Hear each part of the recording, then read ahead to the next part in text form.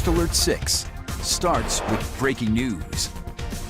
That breaking news this morning, 2 people are in the hospital after an overnight crash in Sarpy County. This happened near Portal Road and Hupp Drive in Vista just after 12:30 this morning. Authorities say 2 people were hospitalized. One of the victims had potentially life-threatening injuries. No word on the cause of the crash. Stay with First Alert 6 as we work to learn more information.